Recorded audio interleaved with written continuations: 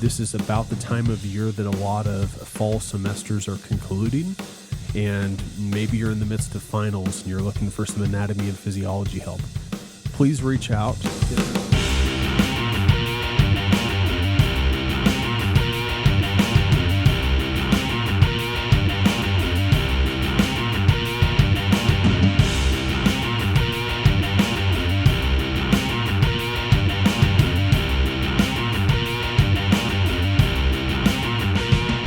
And the angel of the Lord called to Abraham a second time from heaven and said, "By myself I have sworn, declares the Lord, because you have done this and have not withheld your son, your only son, I will surely bless you, and I will surely multiply your offspring as the stars of heaven and as the sand that is on the seashore. And your offspring shall possess the gate of his enemies, and in your offspring shall all the nations of the earth be blessed, because you have obeyed my voice." That's Genesis 22:15 through 18. What a beautiful set of verses to open up with for this episode of Biblical Anatomy. Excited to be here with you. And as we talk about analogous terms, the reason I picked out those set of verses there is, you may or may not know this, and it was a crazy aha moment for me, but angel of the Lord is Jesus. If you look at biblical doctrine and you examine that, to anyone who tells you that Jesus is not mentioned in the Old Testament, you can point to the 63 instances, I believe it is, in the Old Testament where angel of the Lord is used, and there is very strong evidence that that is Jesus. And that strong evidence points there because of the way that the angel of the Lord acts as God, which Jesus is God, thereby connecting the dots for researchers and for us to sort of stumble upon in this present day and age. So there is our first analogous term there. Jesus is analogous with angel of the Lord. Again, what a beautiful passage. We're excited to join you today for Biblical Anatomy. Excuse me. Remember that we offer a series of lessons and courses. We always try to be transparent and vulnerable. I suppose that's a good time to mention that as I cough on camera, but we don't do any editing with this besides trimming the beginning and trimming the end of the video. We want to keep it raw and authentic. We don't want to pretend that we're something that we're not. We don't want to bump up our social media to make things seem differently than they really are. We understand that you struggle with anatomy and physiology either currently or in the past, or at the very least you're interested in anatomy and physiology and recognize that it is a difficult topic to get through. And there's a lot of subsets of it that make it difficult. And for us, we thank God that this is something that we're blessed in, something that makes sense to us. It's not that it came super easy. We spent a lot of time and effort acquiring these sets of skills. But now that we have these skills and we continue learning in the field of anatomy and physiology, we are excited to share it with you. And by doing so, we're excited to share it with you properly by sharing biblical anatomy and physiology.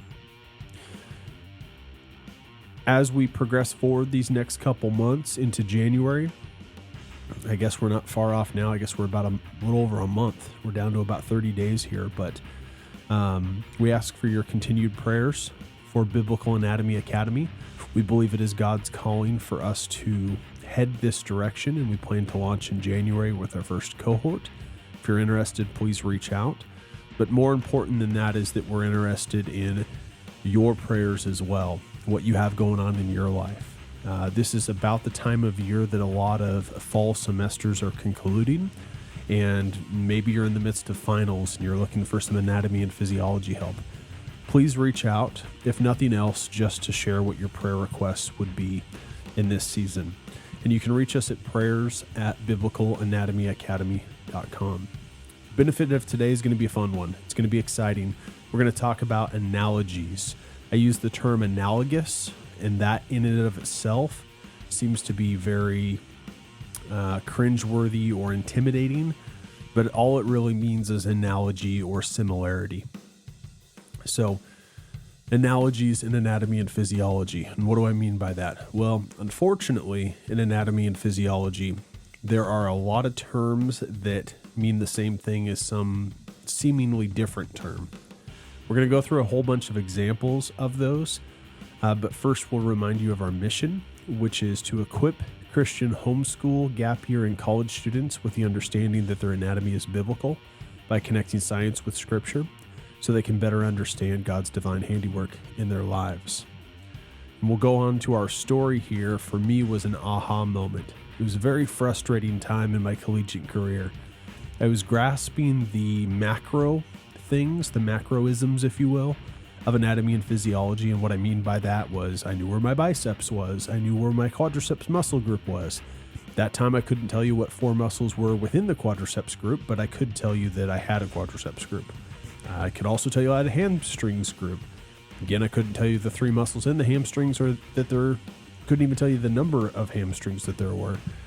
But I could tell you that I had a hamstrings group and tell you where on my body that was. I understood the things that I could see, but on a microscopic level, I didn't understand how cells worked. I didn't understand the cardiovascular system, the lymphatic system, the respiratory system, the exchange of nutrients, diffusion, which we talked about last week. Didn't understand that. It was a frustrating time for me. What got me through, honestly, was my interest. Okay, I was very interested in the topic. And even though at that time I didn't yet recognize that there wasn't a biblical component being poured in, which would later become a significant irritant, perhaps I was just too overwhelmed with the material. And no doubt I was at a different stage in my life. Full transparency, when I first took anatomy and physiology, that was before my born-again experience. That was before my baptism. So different part of my life, to be sure. But my aha moment as the semesters went on, I alluded to this last week, that we had some topics that had passed me by. I had some topics that had passed me by, and I was too shy to raise my hand and ask for help. So I just kind of let them go. And I was in junior year. I was in a course called Exercise Physiology. It was a summer course, so it was already a condensed course, which wasn't the best idea. But I had this self-imposed demand on me. And if you're there, brother or sister, I feel you.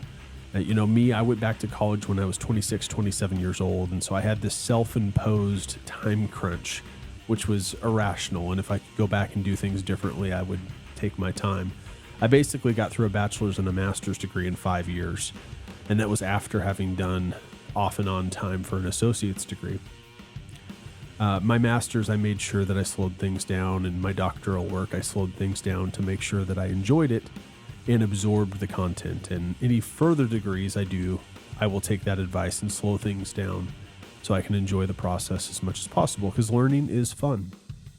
But anyways, junior year, that summer, as I'm concluding my junior year, and I have to take exercise physiology in order to be able to take a fall course to start as a senior and graduate on time. So I'm taking exercise physiology, and the instructor keeps talking about proton donors.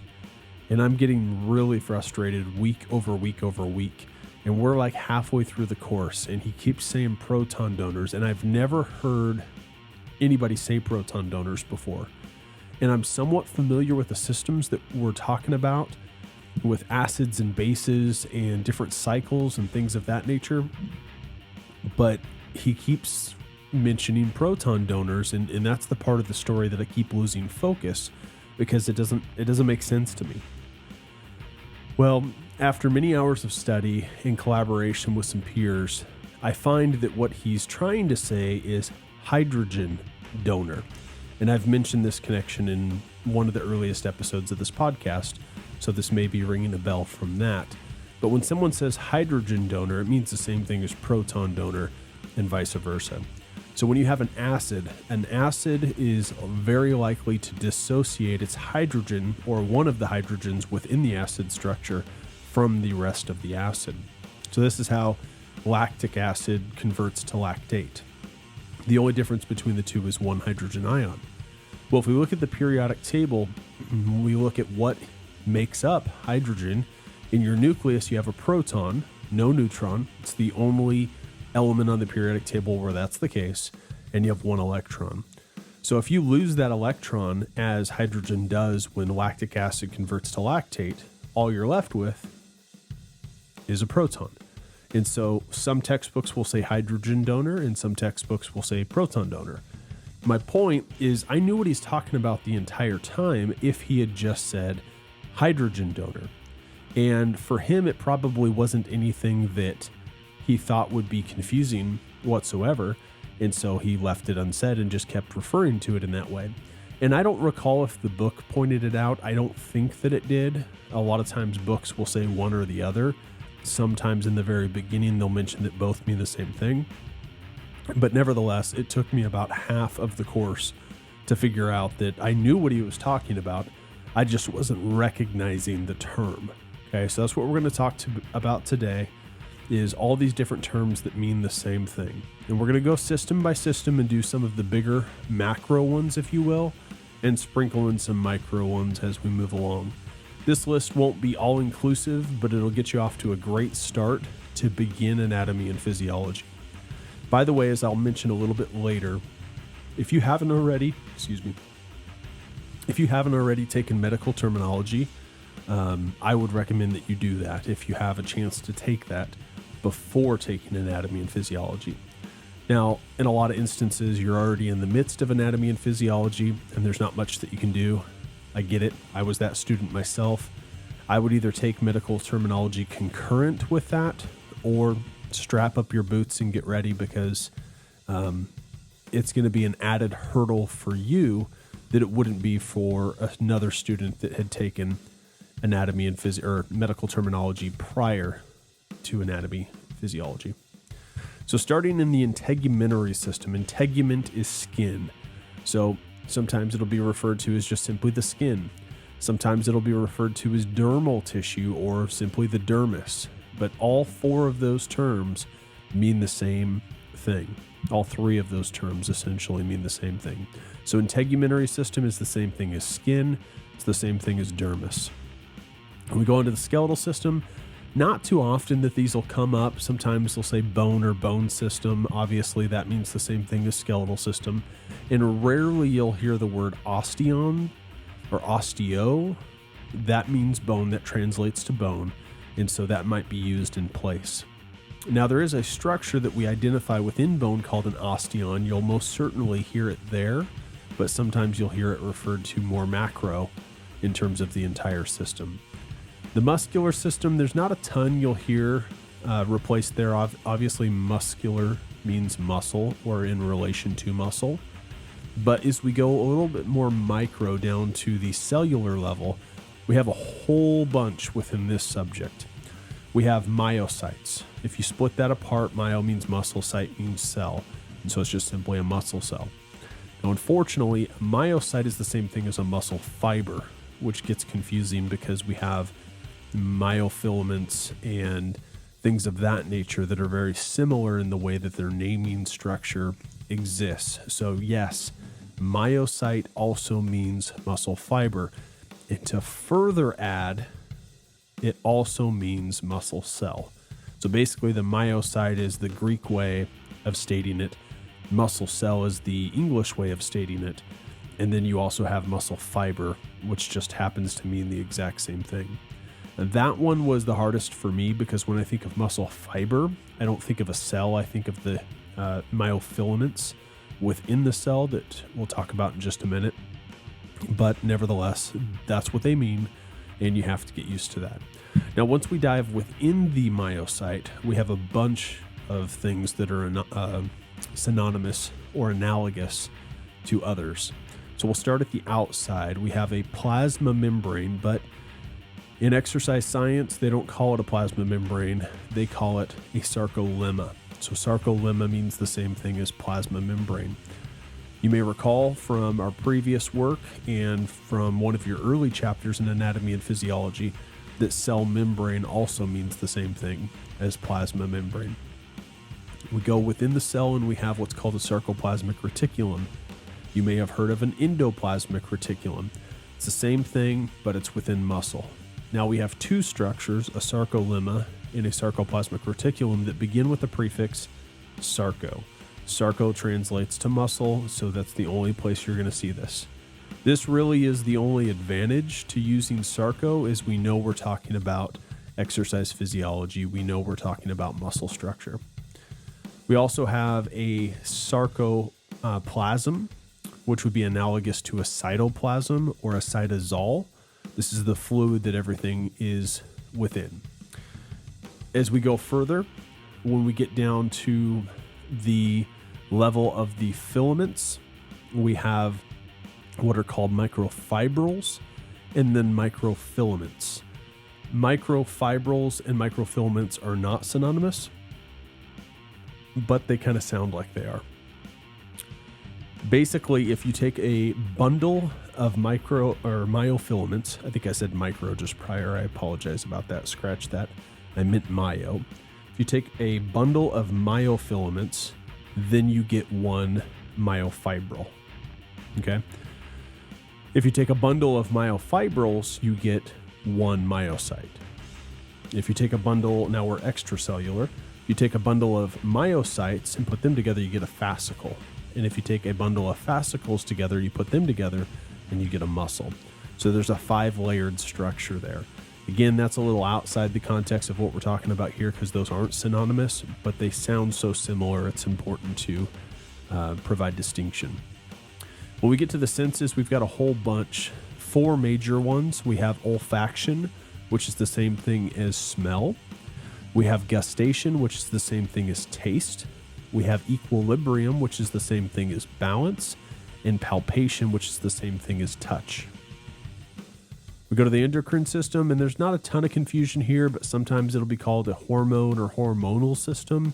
That's pretty rare, but hormones are the endocrine system. Then we have 4 here remaining on our list that are very common and oftentimes present issues for students, especially as students are getting used to the terminology within anatomy and physiology. The first one is lymphatic system. You may also hear immune system. They're not a direct synonym, a direct correlation, but more or less they mean the same thing, especially when used in the first couple semesters of anatomy and physiology. We then have the respiratory system, which means the same thing as the pulmonary system, a direct synonym there. We have the digestive system, which means the exact same thing as gastrointestinal system, but does not mean the same thing as the alimentary system or alimentary canal. The alimentary canal is more or less just the tract, the digestive tract, whereas digestive and gastrointestinal both describe the entire system. And then lastly, we have the urinary system, which I referred to last week as the renal system, and those are directly synonymous, so they mean the same exact thing. Now on this list, we were not all inclusive, as I mentioned prior. Please reach out if you come across a term that you'd like defined or mentioned on a later podcast, and I'd be happy to do that. As we dive through all of these systems, there's going to be a bunch more synonyms that come into play, or a bunch more analogous terms that come into play that will be defined as we move along. This, of course, all will be in greater depth or detail when you take a course through us. We self-sponsor BiblicalAnatomyAcademy.com. We offer courses. If you're interested in understanding how your anatomy is biblical, please reach out to us and take one of our courses. We'd be happy to walk you through that. If you're struggling with anatomy and physiology and you need to get through and one of these podcasts doesn't answer your question, please reach out. I'd be happy to walk you through those things. Trust me, I get it. I've been there. I understand how difficult it is to ask for help, and I understand how difficult it is to take a course of this complexity in a lecture hall of 150, 200 plus students. It's part of the reason why I designed Biblical Anatomy Academy. The number one reason, I feel like God called us to do it. Bar none, that's the number one reason. Number 2, I get it. I understand the frustration. I'm frustrated too because anatomy and physiology is not being taught the correct way. And it's not being taught in a way that's conducive to the student learning the material. Could it be conducive to a student that has taken a few years of it? Perhaps. But interestingly, the model is exactly opposite of that. When are you most likely to be in a big lecture hall? It's your freshman year of college. When are you least likely? It's your senior year of college and even graduate school. From an understanding perspective, that should be exactly the opposite, because when you know the least pertaining to the subject of anatomy and physiology is when you're in that lecture hall, when you need the most intimate experience. But all these different degrees have the requirement of anatomy and physiology. They all get pooled into the Monday, Wednesday class or whatever the layout is, and you end up with a big lecture hall like this. Now, not all colleges are this way, but your big state colleges are that way. So I've been there. I've been in those similar lecture halls. I understand how frustrated it is. And if you're, say, a sociology major or a psychology major, and you're not that interested in anatomy and physiology, it makes it that much more difficult. If I hadn't been interested in anatomy and physiology, I would have struggled mightily.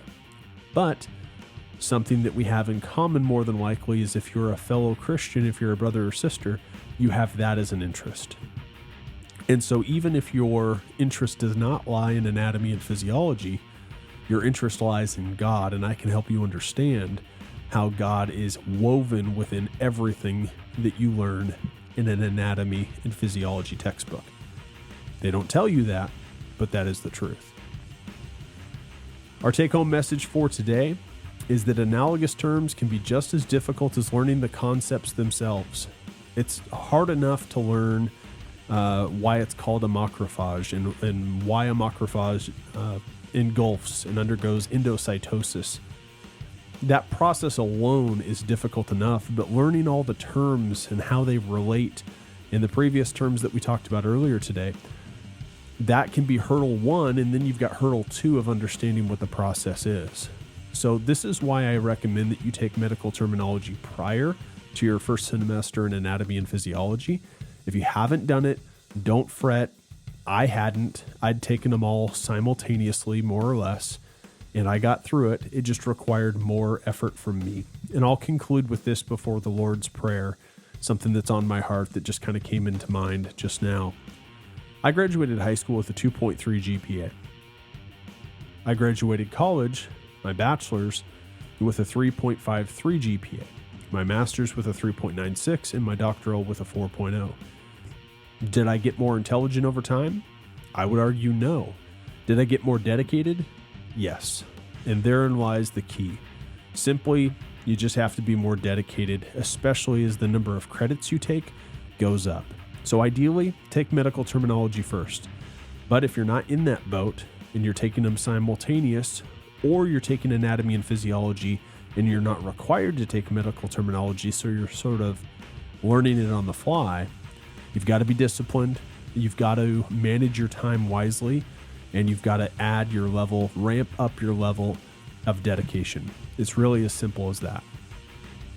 Let's conclude, as we always do, with the Lord's Prayer. Pray then like this: Our Father in heaven, hallowed be your name. Your kingdom come, your will be done, on earth as it is in heaven. Give us this day our daily bread, and forgive us our debts, as we also have forgiven our debtors. And lead us not into temptation, but deliver us from evil. Amen.